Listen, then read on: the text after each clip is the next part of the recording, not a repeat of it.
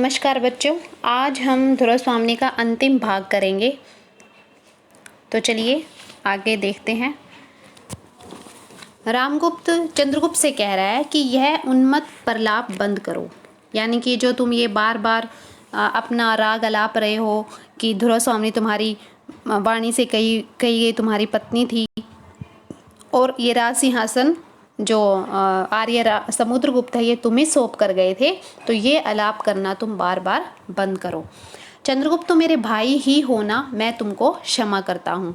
रामगुप्त जो उस समय की चारों तरफ जो परिस्थितियाँ थी उसके अनुसार अपना स्वभाव बदलते हुए कहता है कि चंद्रगुप्त तुम मेरे भाई हो, इसलिए मैं तुम्हें क्षमा करता हूँ।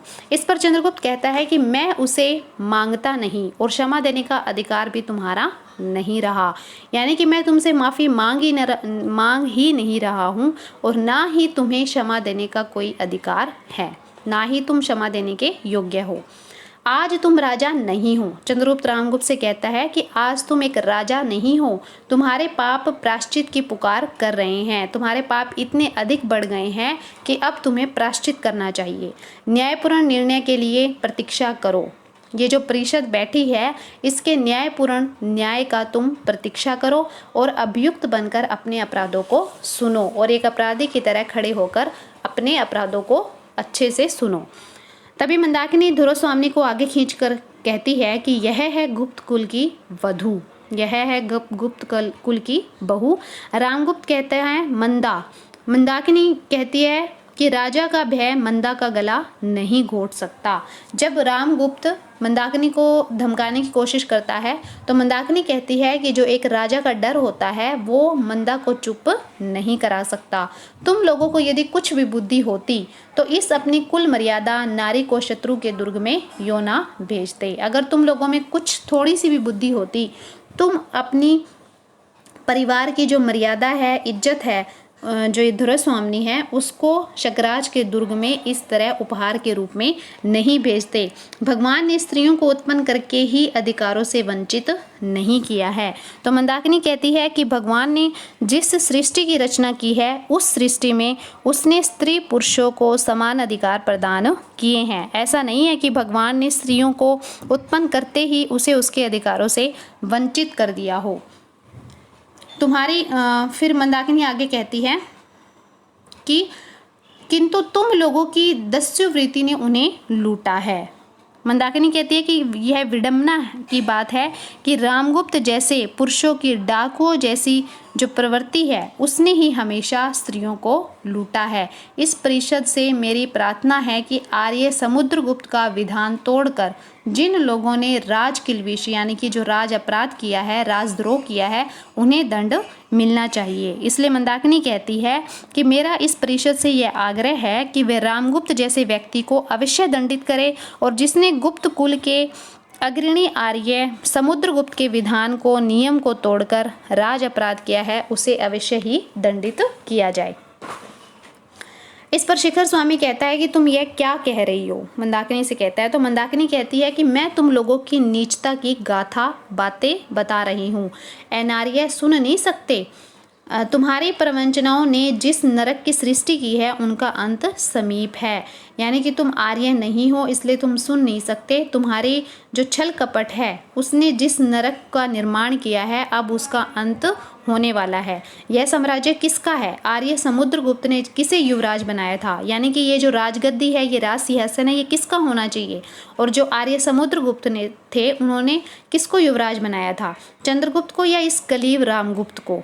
तब मंदाकिनी कहती है कि जो आर्य समुद्रगुप्त थे उन्होंने चंद्रगुप्त को युवराज बनाया था, न कि इस कायर रामगुप्त को, जिसने छल और बल से विवाह करके भी इस नारी को अन्य पुरुष की अनुरागिनी बताकर दंड देने के लिए आज्ञा दी। यह तो ऐसा कायर पुरुष है जिसने छल और अपने बल से ध्रुवस्वामिनी से विवाह किया और ध्रुवस्वामिनी को अन्य पुरुष की प्रेमिका बताकर, यानी कि वो हमेशा ध्रुवस्वामिनी को किस नज़रिए से देखता था कि ये चंद्रगुप्त की प्रेमिका है, और इसे दंड देने का भागी बना दिया। वही रामगुप्त जिसने कापुरुषों की तरह इस स्त्री को शत्रु के दुर्ग में बिना विरोध किए भेज दिया था। तो मंदाकिनी आगे क्या कह रही है कि जब शकराज ने ऐसा संधि प्रस्ताव भेजा था तब रामगुप्त ने बिना किसी विरोध के धुरस्वामिनी को शत्रु के दुर्ग में भेज दिया था। तुम्हारे गुप्त साम्राज्य का सम्राट है, यही कायर पुरुष तुम्हारे गुप्त साम्राज्य का सम्राट है, राजा है। वो किसको बता रही है? शिखर स्वामी को। और यह धुरस्वामिनी जिसे कुछ दिनों तक तुम लोगों ने महादेवी कहकर संबोधित किया है, वह क्या है, कौन है और उसका कैसा अस्तित्व है? उसके साथ जब इतना कुछ हुआ तो उसका कैसा अस्तित्व है? कहीं धर्मशास्त्र हो तो उसका मुंह खुलना चाहिए। अगर यहाँ पर कोई धर्मशास्त्री बैठा है तो उसे अपना मुंह खोलकर ये बताना चाहिए कि धुरस्वामिनी का क्या अस्तित्व है, वह कौन है। इस पर पुरोहित कहता है, पुरोहित ही वहाँ पर धर्मशास्त्र है, इसलिए वो खड़ा होकर कहता है कि शिखर, मुझे अब भी बोलने दोगे या नहीं? वो शिखर स्वामी से कहता है कि क्या तुम अब भी मुझे बोलने दोगे या चुप करवाओगे? क्योंकि पहले भी शिखर स्वामी ने पुरोहित को चुप करवाकर वहाँ से जाने के लिए कहा था। मैं राज्य के संबंध में कुछ नहीं कहना चाहता, यानी कि मुझे राजनीति नहीं आती। मैं राज्य के संबंध में जो भी है मैं उसके विषय में कुछ नहीं कहना चाहता, वह तुम्हारी राजनीति जाने, किंतु इस विवाह के संबंध में तो मुझे कुछ कहना ही चाहिए। लेकिन जो धुरस्वामिनी और रामगुप्त का विवाह संबंध है उसके विषय में मैं अवश्य कहूँगा, क्योंकि धर्म और विवाह का आपस में पारस्परिक संबंध है। एक वृद्ध कहता है, कहिए देव, आप ही तो धर्मशास्त्र के मुख हैं। तब एक वृद्ध खड़ा होकर कहता है, एक वृद्ध मंत्री जो पुरोहित से कहता है कि आप ही तो धर्म के शास्त्र के ज्ञाता हैं, इसलिए आप अवश्य कहिए। पुरोहित कहता है, विवाह की विधि ने देवी धुरस्वामिनी और रामगुप्त को एक भ्रांतिपूर्ण बंधन में बांध दिया है। तो पुरोहित कहता है कि विवाह की रीति ने देवी धुरस्वामिनी व रामगुप्त को जिस बंधन में बांध दिया है वह एक भ्रांतिपूर्ण बंधन है। यह विवाह धर्म के उद्देश्य के अनुरूप नहीं है। धर्म का उद्देश्य इस तरह पद दलित नहीं किया जा सकता। पद दलित यानी कि पैरों से कुचला। उनके विवाह का यह बंधन वास्तव में धर्म के उद्देश्य को अपने पांव से कुचल रहा है, जो कि उचित नहीं है। माता और पिता के प्रमाण के कारण से धर्म विवाह केवल परस्पर द्वेष से टूट नहीं सकते, परंतु यह संबंध उन प्रमाणों से भी विहीन है। पुरोहित आगे कहता है कि वैसे तो लड़की के माता पिता की साक्षी के कारण किसी के भी वैवाहिक बंधन को, धर्म के अनुरूप हुए विवाह को लड़के लड़के के आपसी द्वेष मात्र से नहीं तोड़ा जा सकता, परंतु धुरस्वामिनी और रामगुप्त का यह विवाह तो दोनों के माता पिता की साक्षी में भी नहीं हुआ। और भी रामगुप्त को देखकर, फिर वो रामगुप्त को देखकर कहता है कि यह रामगुप्त मृत और परवर्जित तो नहीं। फिर भी वह एक बार रामगुप्त की तरफ देखकर आगे कहता है, और दूसरे, हालांकि रामगुप्त अभी न तो मरा है और न ही उसने परवर्जित यानी कि संन्यास ग्रहण किया है, पर गौरव से नष्ट। फिर भी वह अपनी गरिमा से गिरा हुआ है, उसका गौरव नष्ट हो चुका है। आचरण से पतित और अपने आचरण से क्या है, भ्रष्ट है। कर्मों से राजकिलश्वी कलीव है और कर्मों से राज अपराधी वह कायर है। ऐसी अवस्था में रामगुप्त का धुरस्वामिनी पर कोई अधिकार नहीं है। अतः ऐसी अवस्था में भी अब रामगुप्त का धुरस्वामिनी पर कोई अधिकार नहीं है। कहने का अभिप्राय यह है कि रामगुप्त व धुरस्वामिनी के माता पिता की साक्षी के अभाव में, यानी कि रामगुप्त और धुरस्वामिनी के विवाह के समय दोनों के ही माता पिता मौजूद नहीं थे। इस अभाव में और रामगुप्त के गरिमाहीन, भ्रष्टाचारी, राजा अपराधी व कायर होने के कारण दोनों का विवाह विच्छेद हो जाना ही उचित है। रामगुप्त खड़ा होकर क्रोध से कहता है, मूर्ख, तुमको मृत्यु का भय नहीं है? पुरोहित से कह रहा है कि तुम्हें मौत का डर नहीं है? पुरोहित कहता है, तनिक भी नहीं, ब्राह्मण केवल धर्म से भयभीत है।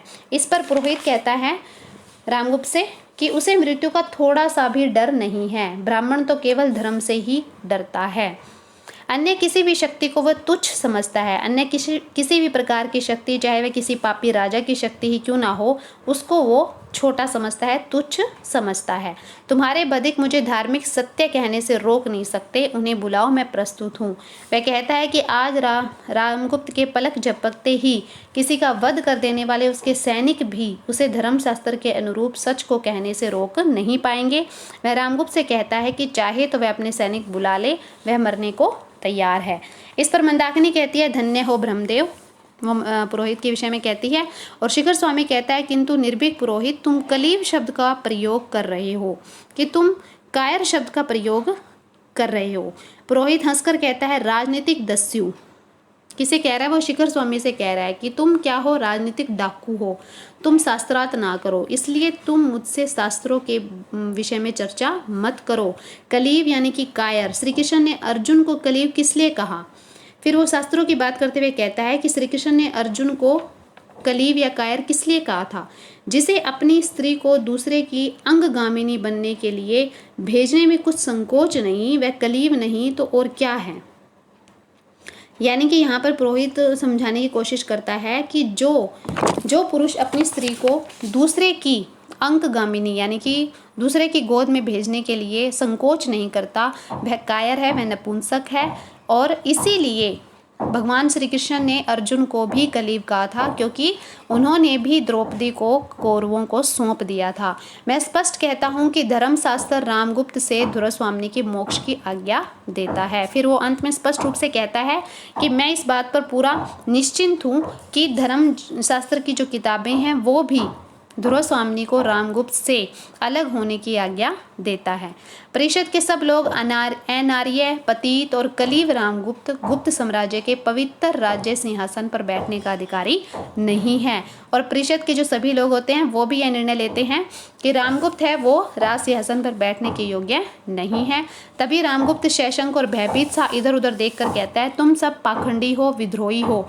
मैं अपने न्यायपूर्ण अधिकार को, यानी कि इस राजगद्दी पर बैठने का मेरा यह अधिकार है और यह बिल्कुल न्यायोचित है, और तुम्हारे जैसे कुत्तों को भौंकने पर मैं इस मेरे अधिकार को नहीं छोड़ूंगा। शिखर स्वामी कहता है किंतु परिषद का विचार तो मानना ही होगा। सारी स्थिति देखकर शिखर स्वामी भी रामगुप्त से कहता है कि परिषद का अगर यही विचार है तो हमें इसे मानना ही होगा। रामगुप्त रोने के स्वर में कहता है, शिखर तुम भी ऐसे कहते हो? नहीं, मैं यह न मानूंगा। फिर धुरस्वामिनी कहती है, रामगुप्त तुम अभी इसी दुर्ग से बाहर जाओ। रामगुप्त कहता है, यह परिवर्तन, यानी कि धुरस्वामिनी भी उसे रामगुप्त कहकर बुला रही है। तो मैं सचमुच कलीव हूँ क्या? मैं क्या सचमुच कायर हूँ, नपुंसक हूँ? धीरे धीरे वो पीछे हटता हुआ चंद्रगुप्त के पीछे पहुंचकर उसे कटार निकालकर मारना चाहता है। चंद्रगुप्त को विपिन देखकर कुछ लोग चिल्ला उठते हैं, यानी कि चंद्रगुप्त को पता नहीं होता कि वो उसके पीछे गया है, तो इसलिए ऐसी स्थिति देखकर कुछ लोग चिल्ला उठते हैं। जब तक चंद्रगुप्त घूमता है तब तक एक सामंत कुमार रामगुप्त पर प्रहार करके चंद्रगुप्त की रक्षा कर लेता है और रामगुप्त गिर पड़ता है। चंद्रगुप्त की रक्षा कौन करता है? एक सामंत कुमार करता है, और वो रामगुप्त पर प्रहार करता है जिससे रामगुप्त की मृत्यु हो जाती है और वो गिर पड़ता है। सामंत कुमार कहता है, राजाधिराज चंद्रगुप्त की जय, और परिषद कहती है, महादेवी धुरस्वामिनी की जय। यहाँ पर यवनिका यानी कि पर्दा गिर जाता है, और यहाँ यवनिका यानी कि यहाँ पर नाटक समाप्त हो जाता है। और इस नाटक का अंत सुखद है। जो चंद्रगुप्त है वो राजा बन जाते हैं, और इसके साथ साथ धुरस्वामिनी भी चंद्रगुप्त की पत्नी व महादेवी बन जाती है, और संपूर्ण गुप्त वंश को रामगुप्त से मुक्ति मिल जाती है। आशा करती हूँ कि आप इस नाटक की व्याख्या को अच्छे से समझ पाए होंगे।